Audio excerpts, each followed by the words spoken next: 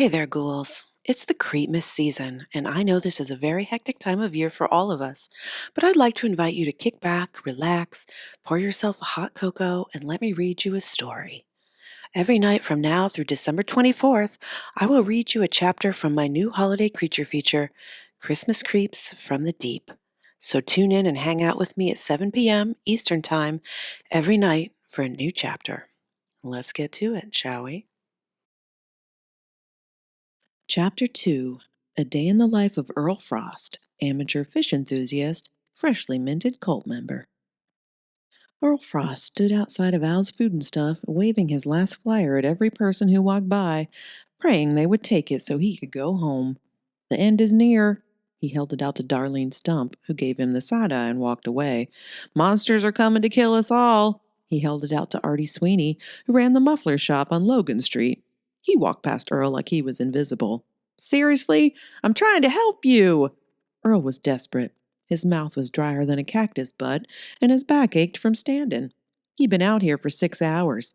He never dreamed it would take this long to hand out his last 10 flyers. Not on Christmas Eve. Not when the town square was packed earmuff to earmuff with people. But most folks made a wide berth around Earl, or turned tail and ran when he spoke. It didn't make a lick of sense. If the end of the world were coming, Earl would sure as hell want to know about it. Plus, there was a 20% off coupon for Bucky's Odds and Ends on the back. Who'd say no to a coupon in this economy? Earl was still puzzling it out when someone walked up and said, "What you got there? Can I see it?" Earl perked up, re-energized, until he saw Sheriff Ed shooting him a look that could melt an iceberg. He snatched the flyer out of Earl's hand, looked at it, and shook his head. "We've been over this, Earl. Monsters aren't real and nothing's going to attack Holiday Lake. Not on my watch," he said. "This is the Bigfoot and aliens incident all over again. I thought we moved past this. But nothing." Sheriff Ed cut him off.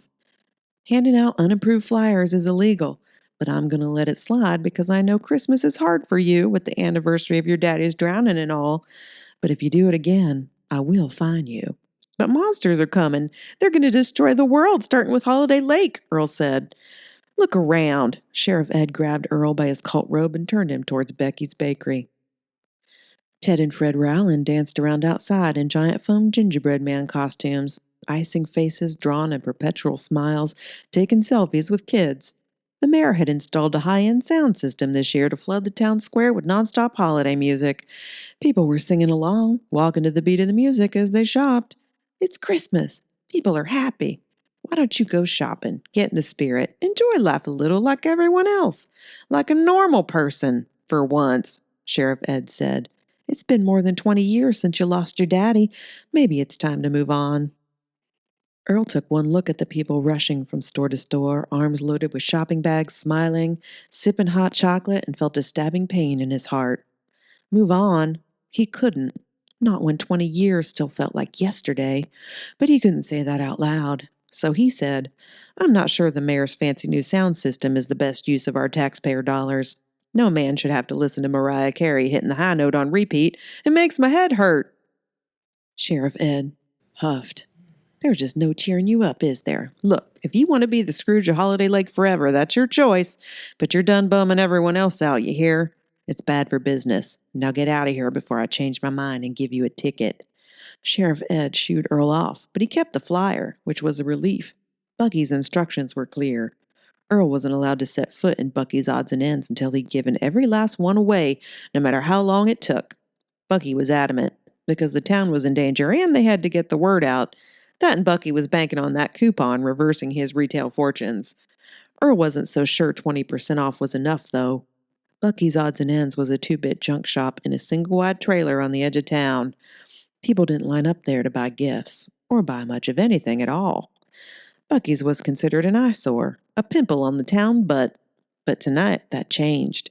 Bucky's was going to be the epicenter of something way more important than stocking stuffers. Earl and the gang were going to perform a ritual there that just might save Holiday Lake and the world.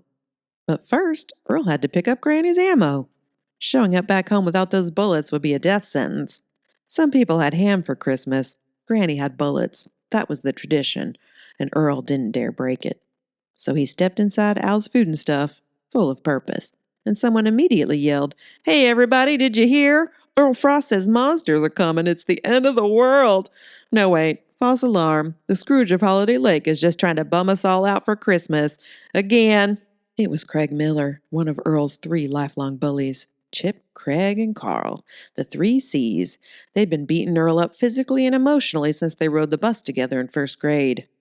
People in the checkout line shook their heads and rolled their eyes at Earl, including old Mr. Hanson, who owned the dairy aisle on Elm Street, and Mattie Pickens, the cashier with the teal eyeshadow and the dyed red hair helmet that hadn't changed shape or color since she started working here back in the 90s. And worse, Craig pushed his cart, filled with Christmas ham and light strings, out of the checkout line and right up to Earl. I think I saw one of your fish monsters last night. He was in the woods having a beer with Bigfoot. Same place you saw that flying saucer, he said. What are you waiting for? Go out there and get him. Craig laughed, and so did everyone else. Earl's cheeks burned. They're out there. You'll see. Same old Frost ain't never going to change. You try to have a Merry Christmas, Earl, you hear? Craig clapped him on the back, then wheeled his cart out the door. Earl turned and ran down the main aisle. He couldn't get away from everyone's snickering and rolling eyes fast enough. They didn't understand. Earl wasn't trying to ruin Christmas. Not this year, not any year. He was trying to save them. He wasn't a Scrooge. He just couldn't muster the holiday spirit like other people. He had his reasons, and they were good reasons. Earl moved so fast he was out of breath when he made it to Sporting Goods. Granny Anderson stood at the counter, tapping her wrinkled fingers on the glass display case. Can you believe this? They don't have a single person working back here today of all days. Don't they know this is urgent? Her wrinkled lips were pursed so tight they looked like a cat's business end. You here to get Marge's bullets? Sure am, Earl said. Granny Anderson was part of the Misty Pines Trailer Park Thursday night knitting club. Granny was president. They'd been meeting at Granny and Earl's place for years. Earl didn't know why. He'd never been allowed in a single meeting, but they all bought an awful lot of ammo. Just then, a teenager with a pink carpet of angry pimples on both cheeks slid behind the sporting goods counter with a stack of ammo boxes in his hand. About time. What took you so long? Granny Anderson opened her purse and slid some crisp bills across the counter. Zit Kid shrugged as he plinked some buttons on the register. Bunch of guys didn't show up today. Anyone check on him? Zit Kid shrugged. I heard 2 boys from the fracking plant went missing a few days ago, too. She tapped the ammo. You might want to take some of these home with you tonight, son. You stay alert, you hear me? Both of you. Her tiny eyes narrowed, dead serious, darting between Zit Kid and Earl. Then she scooped up her bullets and her change and hobbled toward the exit. Zit Kid rolled his eyes and started to walk away. I'm here to pick up an order for Marge Frost, Earl said. Zit Kid glanced at the empty pickup order shelf, then deflated like a balloon with a pinhole in it. Fine, be right back. He shuffled off really slow, like really, really slow. Can you hurry? I got someplace to be, Earl said. Zit Kid didn't speed up. At all. At this rate, Earl was going to be late for saving the world. Earl huffed and turned around, hoping to lean back on the counter and rest for a bit. Instead, he immediately filled with a terror so intense it made his stomach tie in a knot. A dozen bulging, desperate eyes stared at him. Goldfish. The fancy kind with the big, wrinkly brain heads. The poor things sat in cups barely big enough to hold an onion, let alone a sentient being. They were on the clearance rack, wedged between 75% off Thanksgiving turkey butter molds and a bunch of Bluetooth speakers with little disco balls on top. And worse, most of them were dead. Those who weren't prayed for sweet relief. They floated in filthy water with nothing to eat, no hope of a water change. Ignored. Earl's initial terror turned to rage. He picked the 2 still living fish off the rack and tucked them gently in the crook of his arm. Hang on, fellas. I got a nice big tank at home. Plenty of room for you, he whispered. Don't you worry. I won the first place rosette ribbon in 4-H aquatic science at the county fair 4 years in a row. I'll take good care of you. Earl Frost, is that you? What are you doing over there? Earl filled with a different kind of terror. Holly Green smiled at him, and he didn't know what to do or say. Just looking at her made Earl weak in the knees. She was a curvy, big-bottomed beauty with bottle blonde hair and lips coated in that pink frosty chapstick that smelled like bubble gum. She was so pretty Earl swore a halo of golden light shone down on her at all times, like the clouds had parted and God himself had sent one of his angels down to earth. Holly lived next door to him, in a Barbie pink trailer she'd inherited from her grandma. It wasn't Barbie pink when she moved in. She spent the last 2 summers painting and gardening, turning that place into a palace. All the while, Earl dreamed of fanning her with a palm leaf while she sat on her pink velour sofa, maybe even feeding her one of those snack cakes that looked like a Christmas tree that she loved so darn much.